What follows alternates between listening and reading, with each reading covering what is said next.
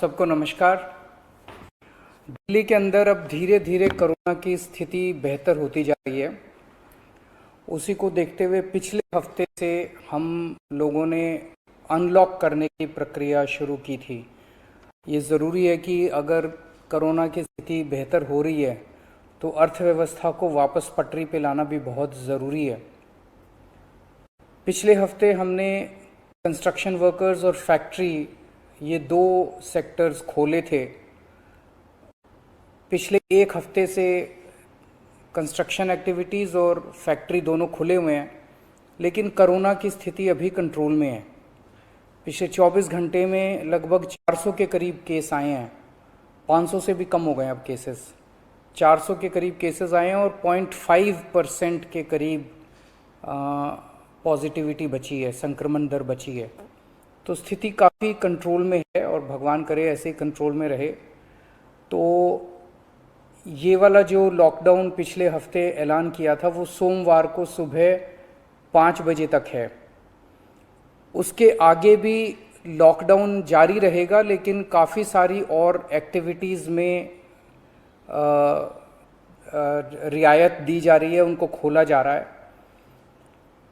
एक तो जितने बाज़ार हैं, मॉल्स हैं, उनको खोला जा रहा है ऑड इवन के बेसिस पे, कि आधी दुकानें एक दिन खुलेंगी, आधी दुकानें दूसरे दिन खुलेंगी, आधी दुकानें एक दिन, आधी दुकानें दूसरे दिन। 10 बजे से सुबह 10 बजे से शाम को 8 बजे तक दुकान नंबर के हिसाब से, ऑड इवन के हिसाब से दुकानें खोली जाएंगी। दूसरा, जितने दिल्ली में सरकारी दफ्तर हैं, उन सरकारी दफ्तरों में ग्रुप ए ऑफिसर्स जो हैं वो 100% काम करेंगे और ग्रुप बाकी उसके नीचे वाले जो हैं वो 50% काम करेंगे। लेकिन जो एसेंशियल सर्विसेज में काम करने वाले कर्मचारी हैं वो 100% काम करेंगे और हर एचओडी डिसाइड करेगा कि किसको एसेंशियल सर्विस कहना है और किसको 50% करना है और किसको 100% करना है। जितने प्राइवेट ऑफिसेज हैं, उन सभी प्राइवेट ऑफिसेज में 50% मैन पावर के साथ वो खोले जा सकते हैं। और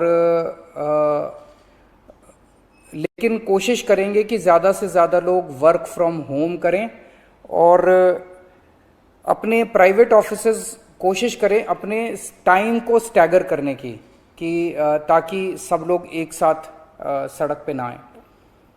दूसरी चीज़, जो स्टैंड अलोन शॉप्स हैं और जो एसेंशियल सर्विसेज प्रोवाइड करने वाली शॉप्स हैं, वो ऑड इवन के बेसिस पे नहीं, वो रोज खुलेंगी।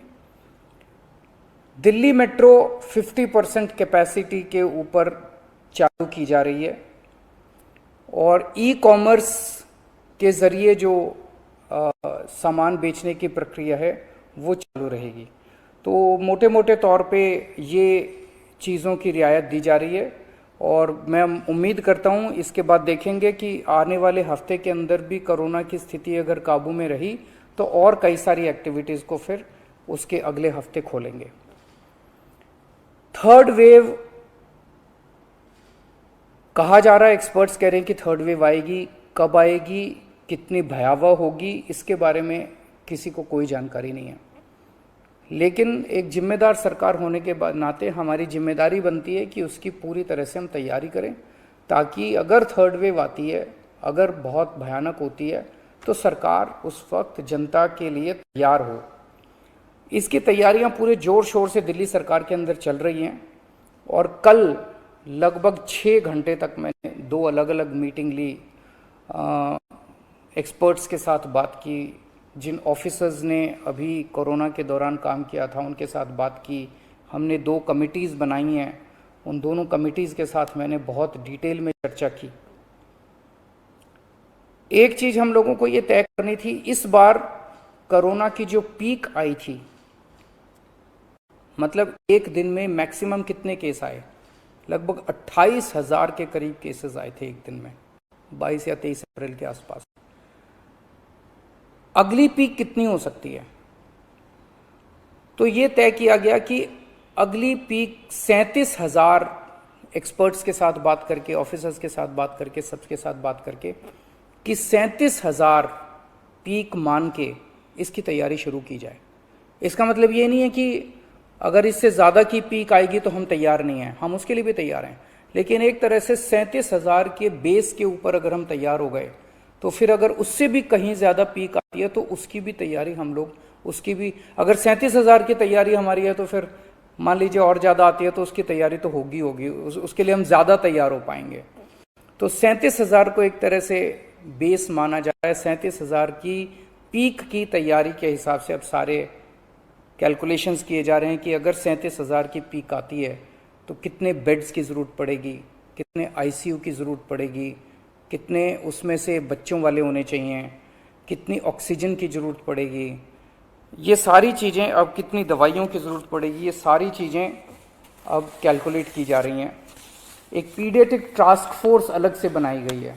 वो पीडियाट्रिक टास्क फोर्स ये तय करेगी कि जितने हमारे ऑक्सीजन बेड्स होंगे उसमें से कितने बच्चों के होने चाहिए, जितने आईसीयू बेड्स होंगे उसमें से कितने बच्चों के होने चाहिए।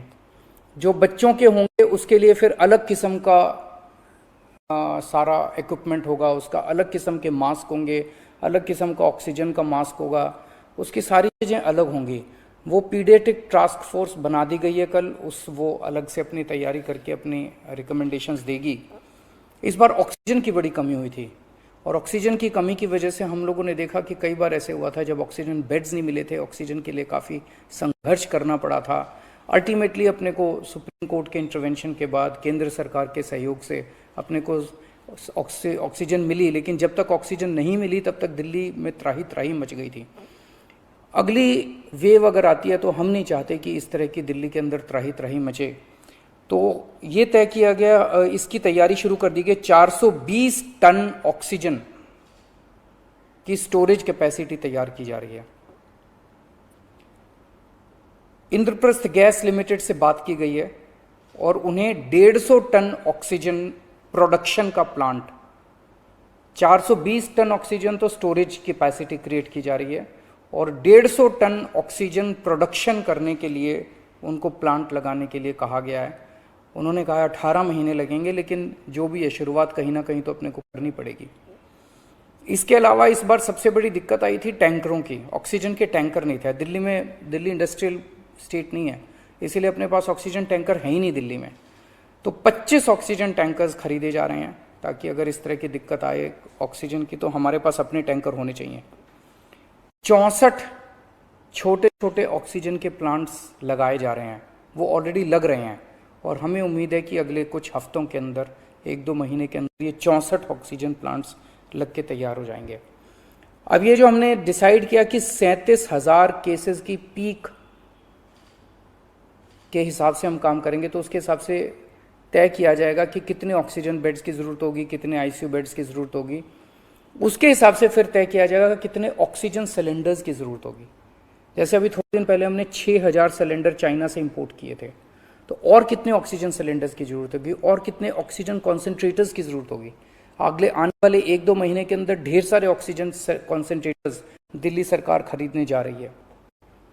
दवाइयों को लेकर 2 अहम निर्णय किए गए। एक तो ये कि इस वेव में ये देखा गया कि व्हाट्सएप खूब तेजी से, व्हाट्सएप के ऊपर दवाइयाँ खूब तेजी से प्रिस्क्राइब की जा रही थी और उसके ऊपर मतलब बात फैल जाए कि ये दवाई बड़ी अच्छी है तो पूरे समाज के अंदर, पूरे शहर के अंदर, पूरे देश के अंदर उस दवाई की अफरा तफरी मच जाती है। तो एक डॉक्टर्स की और एक्सपर्ट्स की टीम बनाई जाएगी। अगर किसी दवाई की डिमांड होती है तो वो डॉक्टर्स एग्जामिन करके बताएं कि इस दवाई से कोरोना में फ़ायदा होगा कि नहीं होगा। अगर डॉक्टर कहते हैं होगा तो सरकार उस दवाई को मुहैया कराने की कोशिश करेगी, और डॉक्टर अगर कहते हैं कि ये दवाई बिल्कुल बेकार है, इससे कोरोना में कोई फ़ायदा नहीं होगा और लोग इसके पीछे भागना बंद करें, तो जनता को उसके बारे में जागरूक किया जाएगा कि इस दवाई के पीछे भागना बंद कीजिए। एक ये। दूसरा, जो जो इम्पॉर्टेंट दवाइयाँ हैं उनकी लिस्टें बना ली गई हैं, उसका कितना बफर, कितना स्टॉक चाहिए होगा उतना बफर स्टॉक क्रिएट किया जाएगा। एक्सपायरी डेट्स किस दवाई की कितनी है, एक्सपायरी डेट्स को ध्यान में रखते हुए उन सभी दवाइयों का बफर स्टॉक क्रिएट किया जा रहा है ताकि अगर ज़रूर, और प्राइवेट अस्पतालों के भी आदेश दिए जा रहे हैं कि वो भी अपने बफर स्टॉक्स इस तरह से तैयार रखें ताकि अगर महामारी आती है तो हम उसके लिए तैयार रहें। इसके अलावा 2 जीनोम सीक्वेंसिंग लैब्स बनाई जा रही हैं एलएनजेपी हॉस्पिटल में और आईएलबीएस में, ताकि हमें भी पता रहे कि दिल्ली के अंदर जो भी वेरिएंट आ रहा है वो वेरिएंट कौन सा वेरिएंट है, पुराने वाला है या कोई नया वेरिएंट आ गया है, और हमें इस बारे में क्या एहतियात बरतने की ज़रूरत है, हम एक्सपर्ट से पूछ सकते हैं। तो ये बहुत सारी चीज़ें कल चर्चा हुई, ये कुछ चीज़ें मैंने आपको बताई हैं और आपको यही आश्वासन देना चाहता हूँ कि आपकी सरकार पूरी तरह से 24 घंटे लगी हुई है इसमें। मैं उम्मीद करता हूँ कि अब कोई तीसरी वेव नहीं आनी चाहिए, उसके पहले हम कोशिश करेंगे अपने लोगों को वैक्सीनेट कर दें, लेकिन अगर तीसरी वेव आती है तो लोगों को तकलीफ़ नहीं होनी चाहिए, इसके बारे में हम पूरी कोशिश करेंगे। नमस्कार।